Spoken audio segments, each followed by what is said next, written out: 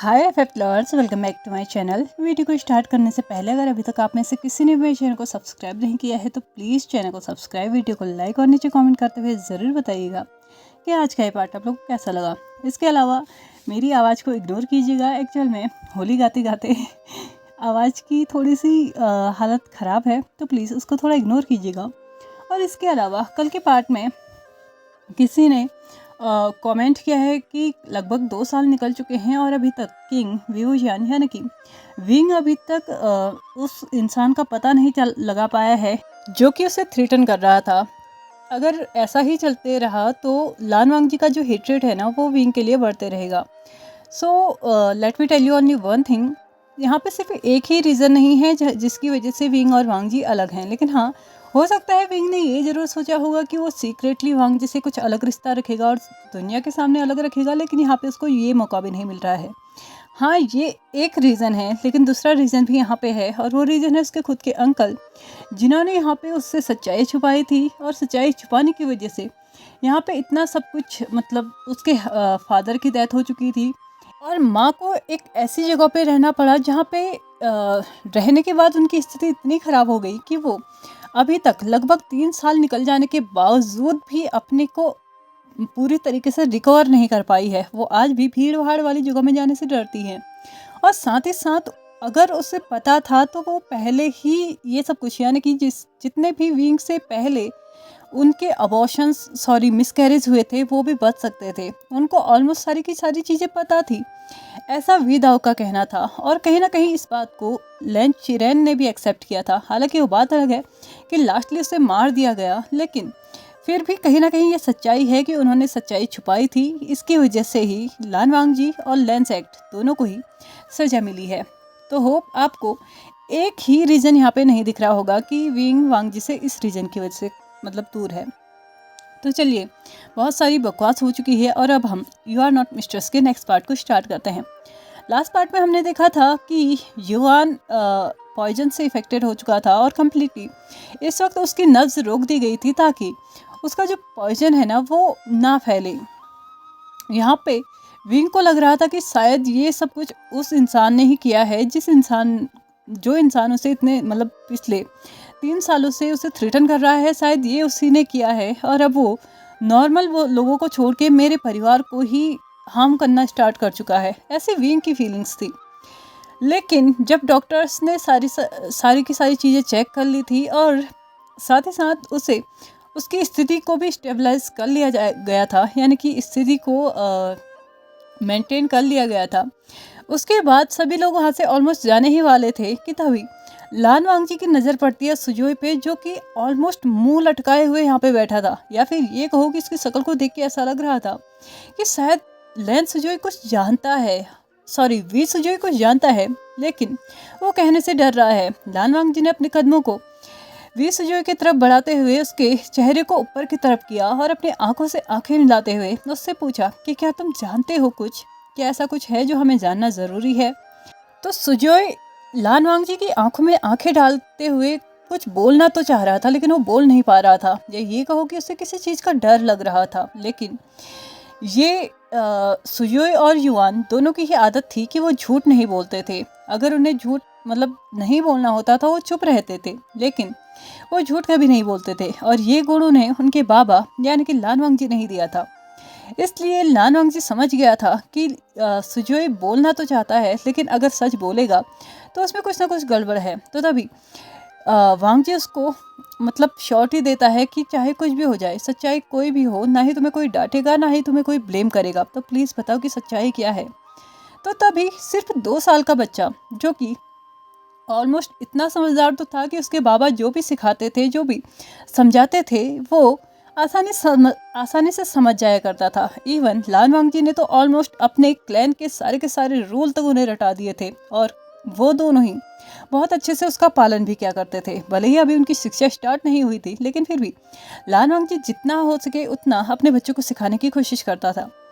सुजोई को बहुत बार प्रेशर करने के बाद फाइनली सुजोई अपने बाबा को बताता है कि लगभग 3 दिन पहले जो आपने हमें बताया था कि किस घास की वजह से हमें मतलब अगर हम उसे अपने शरीर में रगड़ते हैं तो उसका जहर वो मतलब जहर का काम करता है। अगर हम उसे सिंपली खा लेते हैं तो वो उतना असर नहीं करता, लेकिन अगर हम उसे रगड़ रगड़ के उसके निकलने वाले रस को अपने शरीर पे फैला ले, लाइक अंडर आर्म्स में, अपने चेस्ट पे या फिर अपने नेपल पे लगा ले, तो वो जहर का काम करता है। वांग जी को भी ये चीज़ याद आ रही थी कि उसने गार्डन में घूमते घूमते एक कॉर्नर पे जाके उस घास को देखा था और उसे उखाड़ के उसने ऑलमोस्ट बाहर भी फेंक दिया था। आई मीन वीलान हाउस का जो एरिया था ना, उससे बाहर फेंक दिया था। लेकिन फिर भी चीज़ें कम्प्लीटली कभी भी कहीं से भी किसी को भी नहीं उखाड़ के फेंका जा सकता। कुछ चीज़ें वहाँ पे फिर भी रहती हैं और वो वक्त के साथ ही ख़त्म होती है अगर उन्हें होना होता है तो। इसलिए लानवांग जी भी उस जहर के पौधे को कम्प्लीटली वहाँ से उखाड़ के नहीं फेंक पाया था। लेकिन वी सुजोय जहाँ की कम्प्लीटली लानवांग जी पे गया था, तो वहीं वी युआन कम्प्लीटली विंग के ऊपर गया था। हालांकि वो शांत था अपने लानवांग जी की तरह, लेकिन फिर भी उसके अंदर एक क्यूरियोसिटी रहती थी कि क्या सच में ऐसा होता है, इसे मुझे ट्राई करना है। या उठपटांग हरकतें वो बहुत ज़्यादा किया करता था। हाँ, उस मात्रा में नहीं जितना उसके पिता किया करते थे, लेकिन हाँ फिर भी एज कंपेरिजन सुजोय के वो बहुत ज़्यादा नटखट स्वभाव का था। इसलिए उसको अपने बाबा की कही हुई बातों पे विश्वास नहीं हुआ कि एक छोटा सा पौधा कैसे कैसे हमको हार्म कर सकता है। इसलिए उसने सुजोय को लेके वहाँ पे जाने का फैसला किया और सुजोय ने उसे बहुत बार मना किया, क्योंकि वो अपने बाबा की बात समझ चुका था कि इससे जहर फैल सकता है और साथ ही साथ उनकी जान पे भी बन के आ सकती है। लेकिन युआन है खतरों का खिलाड़ी, इसलिए उसने अपने आप से ही उस पौधे के पत्तों को रगड़ के अपने अंडरआर्म्स और नेवल दोनों में ही एक साथ लगा दिया था, ऐसा सुजोय का कहना था। हालांकि सुजोय ने उसे रोकने की बहुत ज़्यादा कोशिश की और जल्दी से जल्दी उसको पानी के पास लेके आके उसने उसको धुला भी दिया था। लेकिन फिर भी जहर का असर हो चुका था, जिसकी वजह से वो इस वक्त इस स्थिति में है। लेकिन लानवांग जी को एक बात की खुशी थी कि एटलीस्ट उसके बेटे ने झूठ नहीं बोला और साथ ही साथ वो सच्चाई बता दी, जिसके चलते उसके छोटे बेटे का आराम से यहाँ पे ट्रीटमेंट किया जा सकता है। लानवांग जी उस जहर का तोड़ जानता था, इसलिए उसने एक दासी को बुला के उसका तोड़ बनाने के लिए बोला, यानी कि कुछ ऐसा काढ़ा जिसको कुछ ऐसी औषधि जिसको उसके बॉडी पे लगा के वैसे ही उस जहर को बाहर भी निकाला जा सकता। इस जहर का ज़्यादा असर नहीं होता है, सिर्फ बॉडी जो है वो ब्लू होने लगती है, आई मीन नीली होने लगती है और साथ ही साथ कुछ टाइम के लिए वीकनेस रहती है। ज़्यादा टाइम तक इसका कोई असर नहीं रहता है। इसलिए लानवांग जी रिलीफ फील करने लगा था, लेकिन बाकी लोगों को इसके बारे में कुछ भी नहीं पता था, क्योंकि लानवांग जी लैंड सेक्टर से था, इसलिए उसे ऑलमोस्ट बहुत सारी चीज़ें पता थी। चाहे वो जहर थी, चाहे वो दवाइयाँ हो, चाहे वो कला हो, चाहे वो संगीत हो, ऑलमोस्ट वो हर एक चीज़ जानता था। इसलिए इसका तोड़ बनाने के लिए उसने दासी को भेज दिया था और खुद युआन के सामने जाके बैठ चुका था और उसके फॉरहेड पे अपने हाथ को थपी थपी करते हुए उसको बहुत गौर से देखने लगा था। सभी लोगों को लगा कि शायद लानवांग जी चिंता में हैं कि कहीं उसके बेटे को कुछ हो ना जाए। इसलिए फाइनली 3 साल के बाद ही सही, लेकिन विंग ने एक कदम बढ़ाया, क्योंकि एक तो उसका बेटा खुद बेड में पड़ा हुआ था इस बदहोश हालत में, और ऊपर से उसका पार्टनर भी इस तरीके से दुखी था। तो ऑफ कोर्स सी बात है, एक जाने अनजाने में ही सही, लेकिन उसकी इच्छा थी कि इस दुख के समय में तो उसके यानी कि अपने पार्टनर के साथ रहे। धीरे धीरे अपने कदमों को लानवांग जी की तरफ बढ़ाते हुए फाइनली विंग ने 3 साल के बाद अपने लानवांग जी को छुआ था। उसके कंधे पे हाथ रखते हुए उससे एक सेंटेंस बोला, चिंता मत करो, वो ठीक हो जाएगा। लानवांग जी, जो कि पहले ही समझ चुका था विंग के टच से कि किसने मुझे छुआ है, तो अब ये श्योर हो चुका था कि उसे किसने छुआ है। उसने अपनी आंखों को, अपने चेहरे को धीरे धीरे विंग की तरफ बढ़ाते हुए यानी कि टर्न करते हुए विंग को देखा। जहाँ पर अभी तक विंग वांग जी को ये समझाना चाहता था कि उसका बेटा ठीक हो जाएगा, चिंता करने की कोई ज़रूरत नहीं है, लेकिन जैसे ही उसने वांग जी की फेशियल एक्सप्रेशंस को देखा ना, वो बहुत ज़्यादा एक ऐसी फीलिंग उसके अंदर होने लगी ना कि मैं इस चीज़ को कभी नहीं देखना चाहता था, क्योंकि लानवांग जी ने विंग को एक ऐसे लुक के साथ देखा था कि मानो इस वक्त वो चाहता है कि जो कंधे पे उसका हाथ है उसको हटा लिया जाए, और तुम्हारी सिंपैथी की, तुम्हारे इन लाइंस की मुझे कोई ज़रूरत नहीं है। और रही बात मेरे बेटे की, तो मैं अच्छे से जानता हूँ उसे कैसे ठीक होना है, तो चिंता मत करो। वांग जी ने अपनी निगाहों से ही ये बात बोल दी थी विंग को। विंग ने भी इस बात को समझते हुए अपने हाथ को उसके कंधे से हटा लिया था और साथ ही साथ अपने कदमों को भी पीछे खींच दिया था। वांग जी ने फिर से अपने बेटे की तरफ टर्न होते हुए बोला, तुम बहुत जल्दी ठीक हो जाओगे, लेकिन ठीक हो जाने के बाद तुम्हें जो सजा मिलने वाली है वो तुम्हारे लिए बहुत ज़्यादा कठिन होने वाली है। ऐसा कहते हुए उसने सभी को बोल दिया कि वो वहाँ से जा सकते हैं, क्योंकि आगे का ट्रीटमेंट वो खुद ही कर लेगा। सभी के सभी लोग वहाँ से जा भी चुके थे, लेकिन एक इंसान था जो चलते चलते बार बार पीछे मुड़ के देख रहा था, क्योंकि उसे आज पूरी तरीके से भरोसा हो चुका था कि जिस इंसान को उसने खोया है शायद उसको वापस से पाना उसके लिए बहुत ज़्यादा कठिन होने वाला है।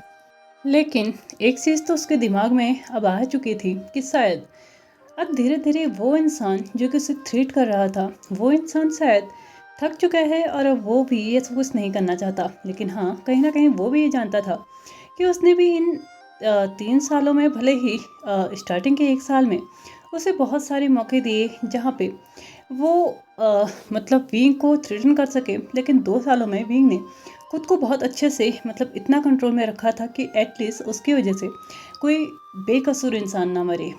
जिधर एक तरफ विंग को लग रहा था कि शायद चीज़ें धीरे धीरे अब सुलझने लगी हैं, शायद कुछ टाइम के बाद वो फिर से, मतलब एटलीस्ट इतना तो लान वांग जी के करीब जा सकता है कि वो उसे देख सकता है। क्योंकि पिछले 2-3 महीनों में ऐसा कितने बार हुआ था जब वो लान वांग जी के करीब गया था, उसे देखा था, इवन उससे बात करने की भी कोशिश की थी, लेकिन फिर भी उसके रिजल्ट में उसे कोई ना लेटर मिला, ना ही कोई बेगुनाह की जान गई, और नहीं ऐसा कुछ हुआ जिसके चलते विंग फिर से डर जाए। इसलिए विंग को लग रहा था कि शायद धीरे धीरे, एटलीस्ट सीक्रेटली ही सही, वो अपनी चीज़ों को सुधार सकता है। लेकिन चीज़ें सुधर जाए इतनी आसानी से तो ये चीज़ें हो नहीं सकती। वहीं जहाँ चीज़ें सुधरती हुई से नजर आ रही थी, वहीं दूसरी तरफ उसी अंधेरे कमरे में फिर से एक साजिश फिर से पनप रही थी। यहाँ पे फिर से वो 6 लोग बैठे हुए थे, और इस बार दासियाँ उन दोनों से पूछ रही थी कि क्या ये सब कुछ उन लोगों ने कराया है। तो वो दोनों ही दासियों की तरफ देखते हुए बोलते हैं, क्या तुम्हें लगता है कि हमारा कोई भी प्लान तुम लोगों के बिना मतलब पॉसिबल हो सकता है? लेकिन हाँ, मुझे लगता है कि इस काम से एक चीज़ तो आसान हो चुकी है। एटलीस्ट इन फ्यूचर अगर हम ऐसा कुछ करने जाते हैं और वीवू जान को किसी तरीके का हम लेटर नहीं देते या फिर उसको आगाह नहीं करते, तो शायद हमारे लिए काम आसान हो जाएगा। हाँ, ये चीज़ हमने सोची ज़रूर है कि इन फ्यूचर वी सुजोय को ज़रूर हमारे बलि का बकरा बनना पड़ेगा, लेकिन हाँ, उसके लिए अभी बहुत ज़्यादा टाइम है। और रही बात वी युआन की, तो वो कभी भी हमारे टारगेट में नहीं आने वाला, क्योंकि उसका यहाँ पे रहने का कोई चांस है भी नहीं, क्योंकि बड़े होने के बाद उसको शादी करके किसी और जगह जाना ही है। अगर हमारे रास्ते में कोई आएगा तो वो होगा वी सुजोय, और उसे ही हमें रास्ते से हटाना होगा। लेकिन हाँ, अभी उसके लिए बहुत ज़्यादा टाइम है। लेकिन तब तक विंग को ऐसा नहीं लगना चाहिए कि हम लोगों ने उसे थ्रेटन करना छोड़ दिया है, या फिर हम में से कोई भी अब उसके ऊपर ज़्यादा ध्यान नहीं दे पा रहा है। शायद लगता है उसे फिर से एक और झटका देना पड़ेगा, क्योंकि आजकल उसकी हरकतें बहुत ज़्यादा अजीब होते जा रही हैं। कहीं ऐसा ना हो कि उसके और लान वांग जी के बीच में सब कुछ पहले जैसा हो जाए और हम जो करना चाहते हैं वो कभी ना कर पाएं। इस बात को लेके उस आदमी ने उस औरत की तरफ देखा। उसने भी श्योरिटी देते हुए ये उससे बता दिया कि ठीक है, बहुत जल्दी ही तुम्हारा काम हो भी जाएगा। अभी कुछ टाइम निकला ही था कि विंग को फिर से वो लेटर मिल चुका था, लगभग 2 साल के बाद। और विंग उस पते पे पहुंचा था जिस पते पे उसे बताया गया कि इस बार उसे कहाँ जाना है। और वहां जाने के बाद उसने इस बार लाश की हालत और भी ज़्यादा दुर्दशा में देखी थी। ऐसा लग रहा था कि जले हुए गर्म किए हुए रॉड से उसके पूरे शरीर को जलाया गया था। मतलब शरीर का कोई भी ऐसा हिस्सा, ऐसा कोना नहीं बचा था जहाँ पे उन गरम रॉड्स को लगा के उसको मारा ना गया हो। और लास्ट में उस गरम रॉड से ही उसके पेट के आर पार करके उसको जान से मार दिया गया। इसी के साथ विंग को जो लेटर मिला था उसमें भी ये क्लियरली लिखा हुआ था कि अगर हमने कुछ टाइम से ये सब कुछ करना छोड़ दिया है तो तुम्हें लगा कि तुम कुछ भी कर सकते हो तो ये तुम्हारी गलतफहमी है। लान वांगजी के पास जाने का मतलब है किसी एक निर्दोष की हत्या होना। इसलिए तुम अगर चाहो तो बेशक उसके पास जा सकते हो, लेकिन याद रखना इन सभी जितनी भी अभी तक हत्याएं हुई है इन सब का सब ब्लेम तुम्हारे ऊपर है। विंग जहाँ पे इतना श्योर हो चुका था कि शायद अब वो चीज़ें संभाल सकता है, लेकिन ये चीज़ ने सच में उसे फिर से इतने नीचे डाल दिया था ना कि अब उसका कॉन्फिडेंस लेवल फिर से ज़ीरो हो चुका था और लान वांगजी के पास जाने की हिम्मत अब उसकी बिल्कुल भी नहीं थी।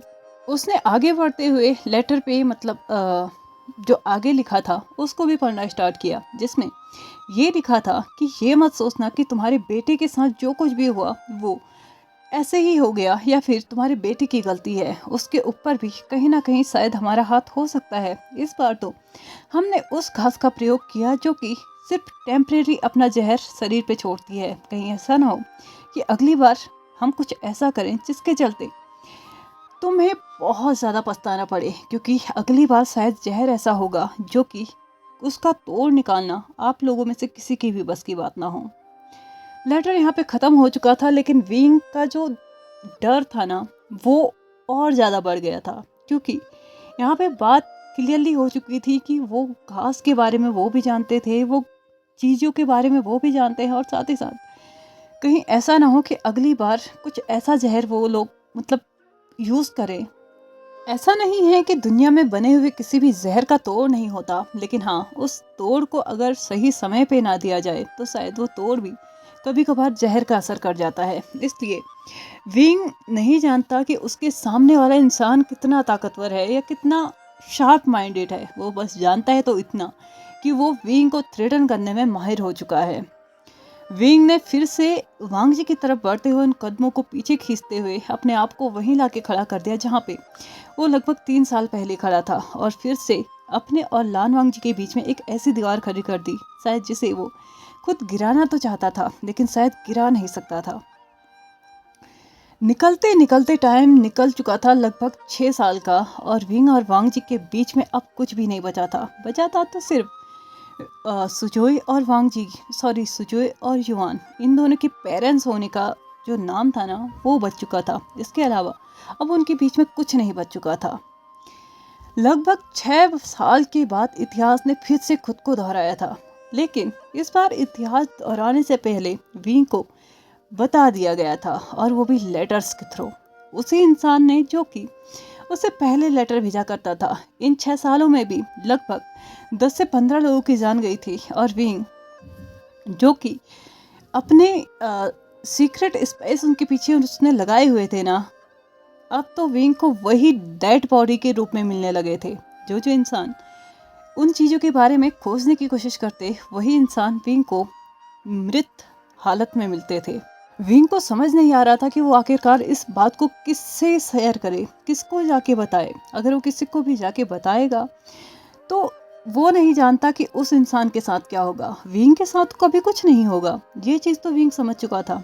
होगा तो उन लोगों के साथ जिन्हें कि विंग बचाना चाहता है, और आज फाइनली ऐसा हो भी चुका था। हालांकि विंग के पास वो लेटर पहले ही पहुंच चुका था कि अगर अपने बेटे को बचा सकते हो तो बचा लो, क्योंकि शायद तुम्हारे हाथ में उसे बचाना अब है नहीं।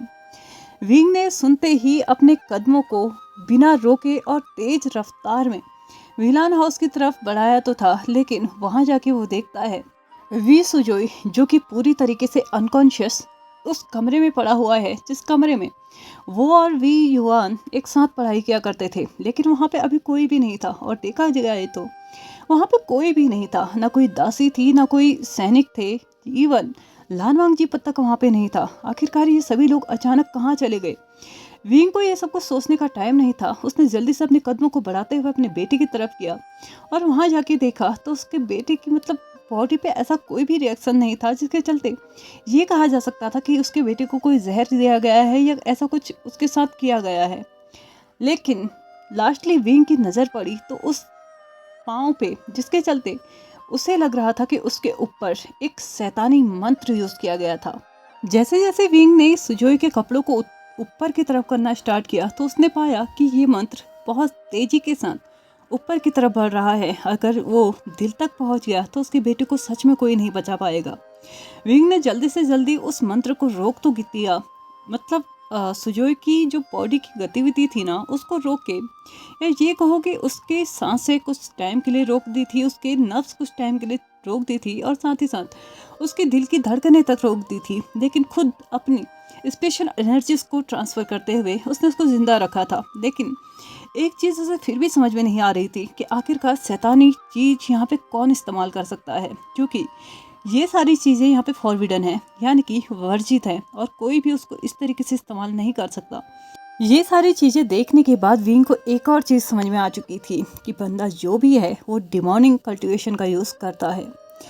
पूरी तरीके से सुजोय को स्टेबलाइज कर लेने के बाद, उसकी हेल्थ को मेंटेन कर लेने के बाद, उसने फटाफट से बाहर जाके अपने सैनिकों को आवाज़ लगाई, जो कि वहाँ पे अभी तक तो नहीं थे लेकिन अब आ चुके थे। उनके बाद वीलान हाउस के जितने भी वी हीलर्स थे उनको भी वहाँ पे बुलाया गया, और साथ ही साथ विंग अब बहुत ज़्यादा फ्रस्ट्रेटेड हो चुका था, तो उसने एक फ़ैसला लेने का मन बना लिया था। इसलिए उसने वहाँ से विदा तो ले ली थी, और साथ ही साथ अपने खुद वी महल जाते हुए अपने कमरे में जाके गुस्से में कमरे की चीज़ों को तोड़ना स्टार्ट किया। और इसके बाद उसने फाइनली एक डिसीजन लिया कि भले ही अब चाहे लान वांग जी की जान चले जाए या फिर उसके खुद के बेटों की, लेकिन अब उसके तह तक तो वो ज़रूर पहुँच के रहेगा। जितने लोगों की जान वो बचाने की कोशिश कर रहा है, लोग उतने ही मर रहे हैं। तो अब किसी और चीज़ की चिंता ना करते हुए फाइनली उसने डिसीजन ले लिया था कि चाहे कुछ भी हो जाए, अब वो इस चीज़ को इस तरीके से नहीं छोड़ सकता। भले ही अब सब कुछ बर्बाद हो जाए, लेकिन हाँ, आगे आने वाली चीज़ों के लिए उसे कुछ ना कुछ कड़ा फैसला तो लेना पड़ेगा। इसलिए उसने डिसीजन ले लिया था कि अब इस चीज़ों को और ज़्यादा नहीं टालेगा। बहुत ज़्यादा, मतलब चीज़ें इतनी उलझ चुकी हैं पहले ही, और उसके ऊपर से चीज़ें और भी ज़्यादा उलझते जा रही हैं। एक इंसान किस हद तक डरेगा, इसलिए डरना छोड़ के अब उसने डिसीजन ले लिया था कि भले ही कुछ भी हो जाए, इवन उसकी जान जाए या लान वांगजी या उसके बच्चों की, अब इस चीज़ का पता वो लगा के रहेगा। विंग ने डिसाइड तो किया है कि वो उस चीज़ का पता लगा के रहेगा, लेकिन उसका परिणाम क्या होगा ये ना मैं जानती हूँ ना विंग खुद जानता है। फिलहाल तो टाइम हो चुका है हमारी इस वीडियो को यहीं पे ख़त्म करने का। तो चलिए फ्रेंड्स, आज के इस पार्ट को हम यहीं पे ख़त्म करते हैं, और नेक्स्ट पार्ट से देखते हैं कि क्या विंग का ये डिसीजन सही होगा, या फिर इसके ऊपर और भी उसके ऊपर मतलब कुछ ऐसी चीज़ें आ जाएंगी जो उसने कभी उम्मीद नहीं की थी। तो चलिए फ्रेंड्स, आज के इस पार्ट को हम यहीं पे ख़त्म करते हैं। वीडियो पसंद आया तो please like share subscribe and comment करते हुए जाएगा। Thank you so much for watching my video and bye bye.